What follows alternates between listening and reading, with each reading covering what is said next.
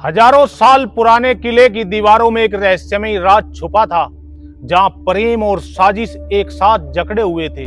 इस किले में एक साहसी राजकुमारी और एक गरीब युवक के बीच जन्मी मासूम मोहब्बत ने महल की सियासत को हिलाकर रख दिया।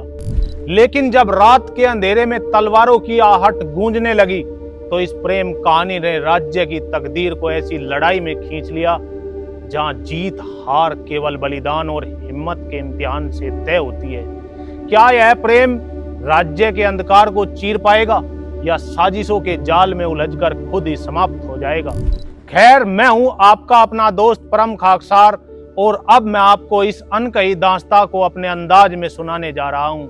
1000 साल पहले का समय, ऊंचे ऊंचे किलों और पत्थरों की दीवारों से घिरा सिम्बा राज्य रात के अंधेरे में सोने की तरह चमक रहा था।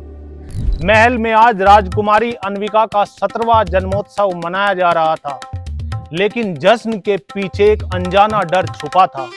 चारों ओर नगाड़ों की गूंज थी, पर राजा रणवीर के चेहरे पर एक अजीब सी बेचैनी झलक रही थी। राजमहल की भव्य सभा में सेनापति विक्रम तलवार की धार जितनी तेज नजरों से सबका निरीक्षण कर रहा था।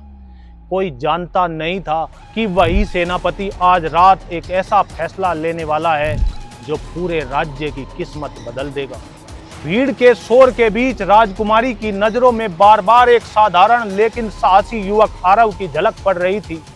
वही गरीब धोबी का बेटा जो राजकुमारी के वस्त्र धोने के बहाने महल में आता था। पर किसी को क्या पता था कि यह मासूम प्रेम कहानी जल्द ही खून और साजिश से रंगने वाली है। तभी अचानक किले की छत पर एक कालाबाज 3 बार जोर से चीखा और राजा रणवीर का दिल अजीब तरह से धड़कने लगा, जैसे आने वाले तूफान की आहट हो। जश्न के अगले ही दिन तड़के महल की दीवारों के पीछे गुप्त कोठरी में सेनापति विक्रम चुपके से उस रहस्यमयी तांत्रिक काल योगी से मिलने पहुंचा।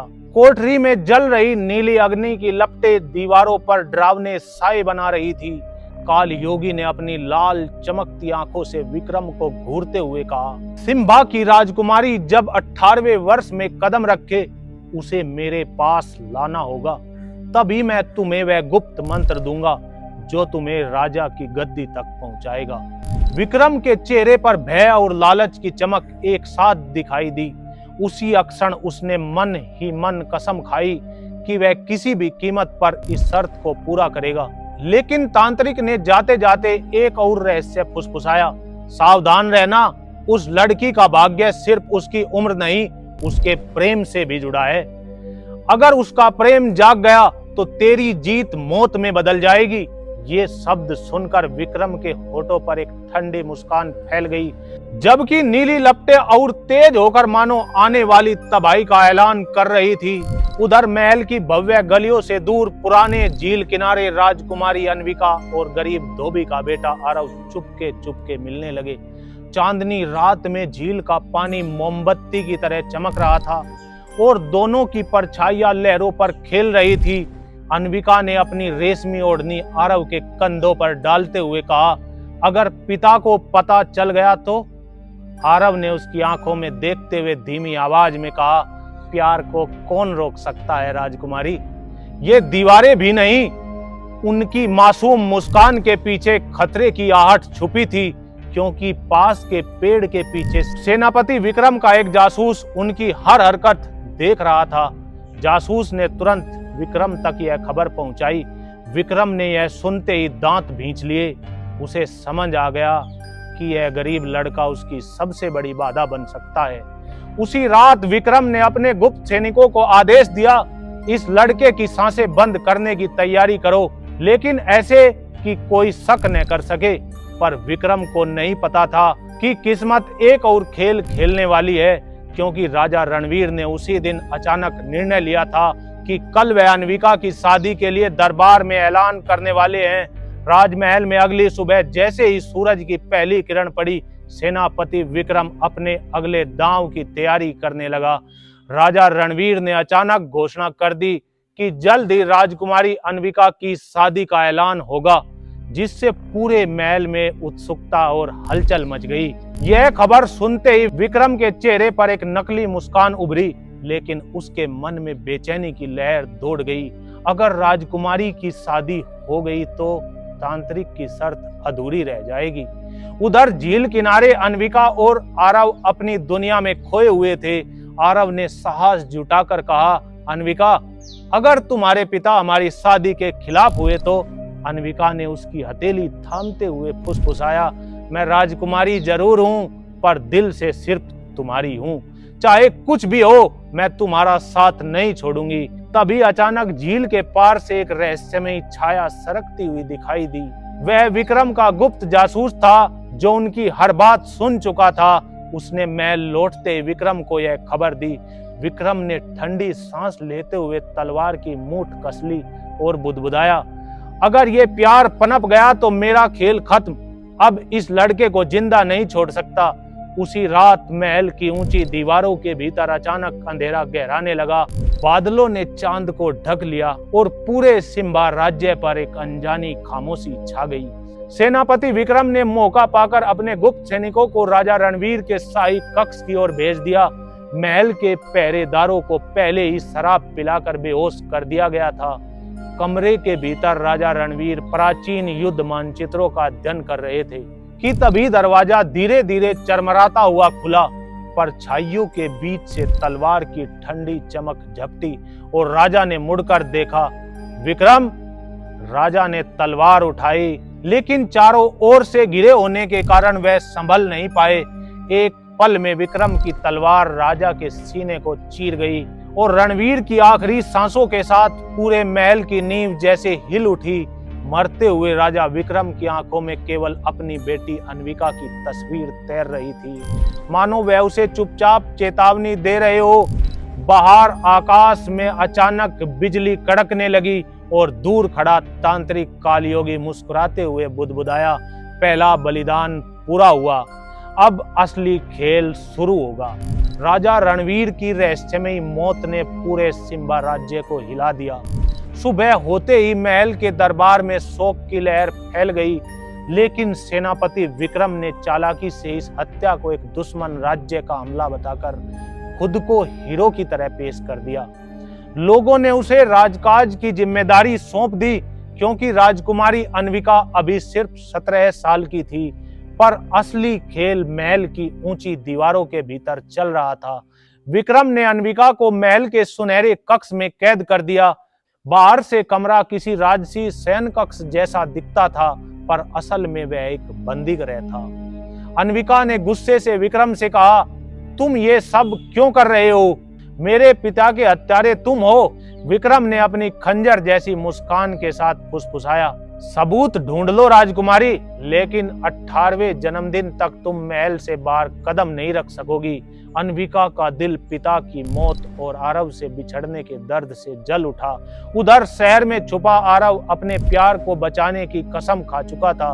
उसने अपनी आंखों में चमकती ज्वाला के साथ कहा, अब खेल महल का नहीं, जंग मेरे दिल की होगी और इसे मैं ही जीतूंगा।